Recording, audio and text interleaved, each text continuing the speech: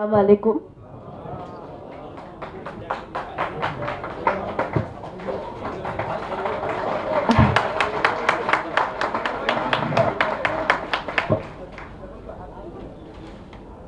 मंच में बैठे हुए हमारे सारे लीडरान, मैं इसलिए बोल रही हूं कि मुश्ताक मालिक साहब को मैं एक लीडर समझती हूं। एक लीडर जो अक़लियत को आगे बढ़ाने के लिए और भाईचारा रखने के लिए हर वक्त मौजूद होता है। समाज के एक लीडर मुश्ताक मालिक साहब, मंच में बैठे हुए पूनम प्रभाकर, जिनके बारे में मैं थोड़ा सा हल्के बातें करना चाहती हूँ। हम सब बिल्कुल नहीं भाई, हम जब पार्लियामेंट में थे तो वो मेरे साथ पार्लियामेंट में रहा और हम लोग सब एक ही बेंच में बैठते थे। वो बेंच औरतों के लिए रखा गया था और क्योंकि उनका नाम पूनम है और नॉर्थ इंडिया में पूनम एक महिला के नाम होता है, तो उनको भी उस लाइन पे बैठाया गया और तभी से हंसी मजाक में हम लोगों का बहुत गुफ्तगू होता रहता था हैदराबाद के बारे में। तब तो आंध्रा एक साथ था, तेलंगाना के लिए कितना लड़ाई लड़ा और आज सरकार बनने के बाद वही पूनम को मंत्री पद में बैठते हुए देखना मेरे लिए बहुत फख्र की बात है। मंच में बैठे हुए भाई अनिल, फाहिम भाई, निजाम भाई, हमारे कांग्रेस के कुछ लीडरान जो मेरे साथ आए हुए हैं और सामने जो लोग, मैं मानती हूं कि मलकपेट में, सिर्फ मलकपेट नहीं, अभी मुश्ताक भाई कह रहे थे कि सिकंदराबाद, हैदराबाद और मलकजगिरी तीनों जगह से लोग आए हैं, लेकिन अकबर पे के नाम पे जो तारीफ सुनने में आया, मुझे लगा अकबर बड़ा फेवरेट है आप लोगों को। भाई अली बहुत होनहार लीडर है। हम कोशिश कर रहे हैं कि आगे भी हमारे साथ उनको रखने के लिए, ताकि हमारे हाथ भी मजबूत हो जाए। देखिए, हम ऐसे, जब विचारधारा की बात हो रही थी, अभी मुश्ताक जी बोल रहे थे, तो मैं बंगाल से आती हूं, लेकिन ऐसे जगह से मैं पहली बार एमएलए बनी जहां 65% मुसलमान थे और हमारे बंगाल के लोग इतना सेक्युलर है, इतना सेक्युलर है कि वो काम करने वालों को आगे बढ़ाया और एक हिंदू औरत को वोट देके असेंबली में भेजा। तो जिस दिन मैं हैदराबाद पहुंची थी, मैं ऐसे ही खबर ले रही थी कि यहाँ कौन कौन पार्टी के हैं, कौन कौन पार्टी के नहीं है, फिर भी काम कर रहे हैं, अच्छा सलाह देते हैं। तो एनआरसी का मीटिंग का फोटो देखा तो मैंने बोला इनसे तो पहले मुलाकात करनी होगी मुझे। ये मुस्लिम शबम के जो लोग हैं, तो बहुत लोग डर रहे थे। मैंने बोला मैं तो किसी से डरती नहीं, मैं तो जाके सबसे बातें करूंगी और इसी काम के लिए मुझे भेजा गया, पार्टी ने भेजा है मेरे को। तो मैं जाके उनसे बातें की। पहले दिन तो बड़ी ऊंची आवाज में बात की, लगा कि कांग्रेस आप लोग क्या सोचते हैं, क्या करते हैं। ये सच बात है कि हैदराबाद शहर में कांग्रेस कमजोर है। लेकिन पब्लिक कमजोर नहीं है। और मैं ये मानती हूं, क्योंकि मेरे को बोला गया यहां पे लोग बहुत अलग अलग किस्म के हैं। कुछ लोगों को मैंने समझ में भी आ गई कि कुछ लोग ऐसे हैं जो दिन में हमारे साथ होता है, रात को किसी और पार्टी के साथ चले जाते हैं। लेकिन मैं ये बात बड़ी जबरदस्त तरीके से कह सकती हूं, क्योंकि यहां ज्यादा से ज्यादा मुसलमान समाज के लोग हैं। मैं ये मानती हूं मुसलमानों के पास ईमान सबसे बड़ी बात होती है, और जो उस ईमान को ईमानदारी से नहीं निभाते हैं उसको मुसलमान कहा नहीं जाता। इसीलिए मैं दरख्वास्त करना चाहती हूं कि आप ईमानदारी से काम उठाइए, हौसला रखिए, हिम्मत रखिए, क्योंकि पूनम को हम लोगों ने भेजा है, वो भी मेरे जैसा ही निडर है, डरता नहीं। और राहुल गांधी जैसा शुरू में भारत जोड़ो यात्रा में निकले थे तो उनका कहना था कि नफरत के बाजार में मैं मोहब्बत की दुकान खोलने आया हूं। और अब वही राहुल गांधी इंफाल से लेके महाराष्ट्र तक भारत जोड़ो न्याय यात्रा निकाले हैं। मैं भी शुरुआत में गई थी इंफाल। मणिपुर में आग जल रहा है, लोगों के दिल में इतना दर्द है, इतना दर्द है कि पूछिए मत। लेकिन राहुल गांधी को रोकने के लिए बहुत कोशिश किया गया, लेकिन वो रुके नहीं। पहला दिन हम लोगों की मीटिंग के जगह भी नहीं दे रहे थे परमिशन, फिर भी हम लोग पहुंचे किए।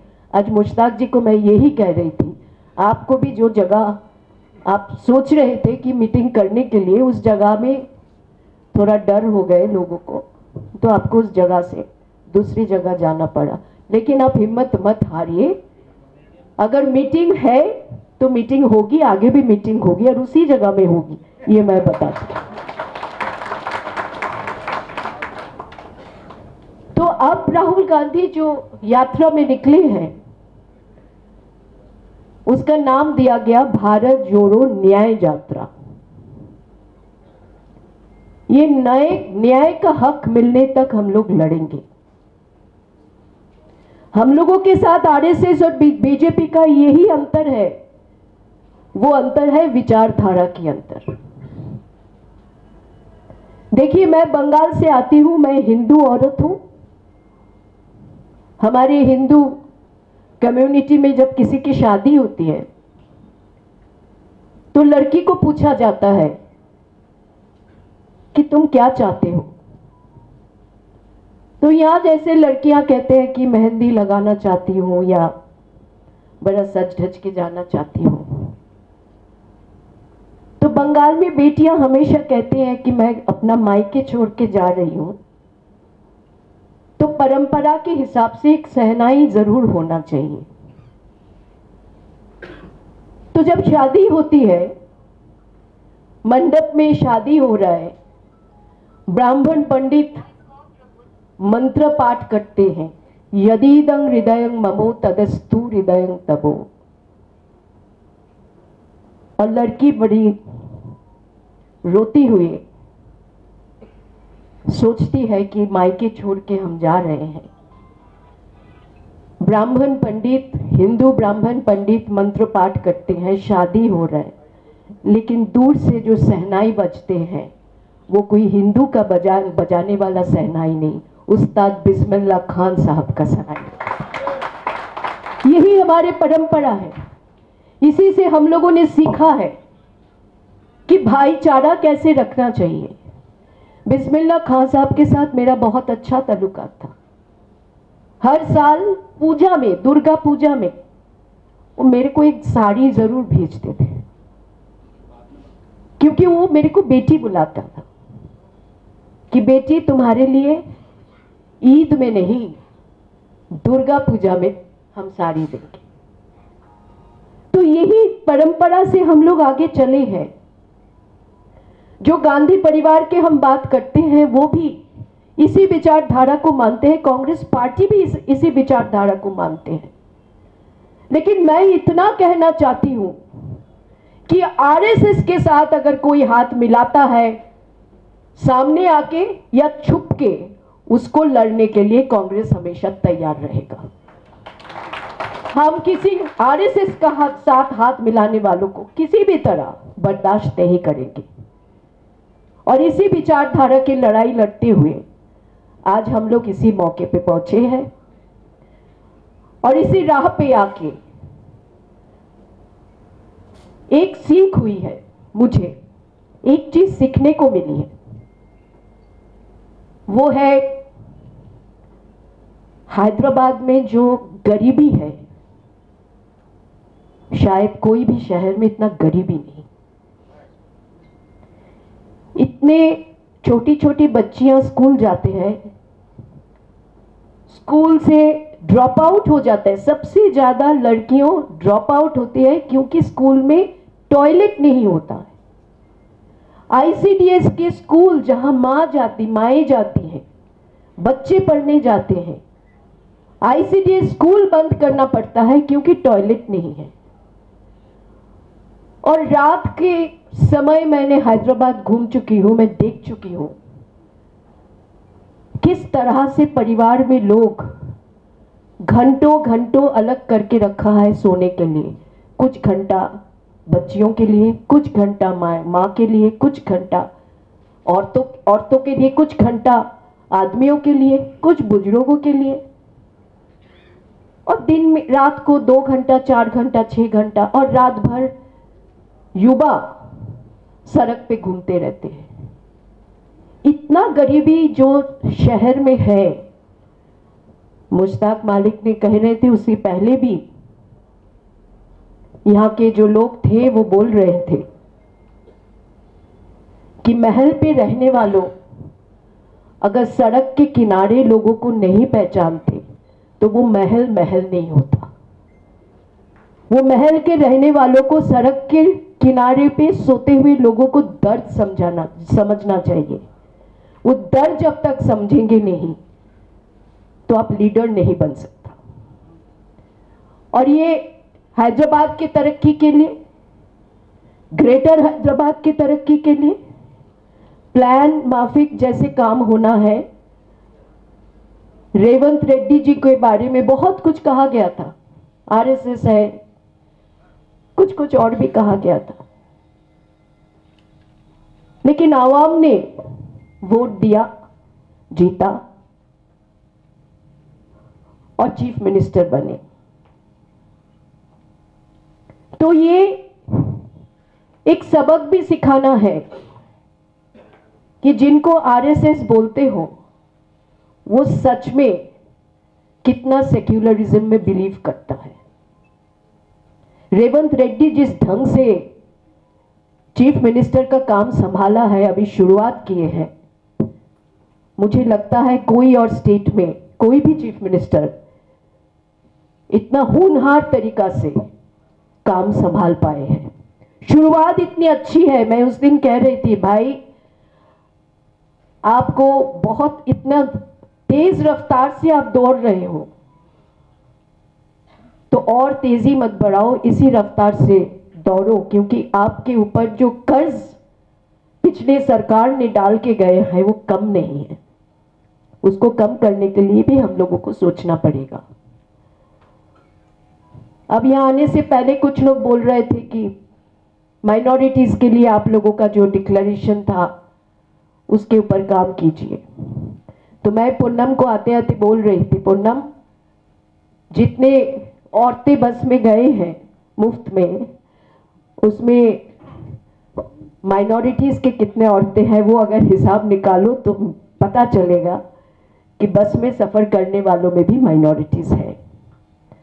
जो फार्मर्स हैं, किसानों हैं, उनके साथ जो हम लोगों ने काम करना चाहते हैं, जो गारंटी दिया है उसमें भी माइनॉरिटीज है, तो सब में है।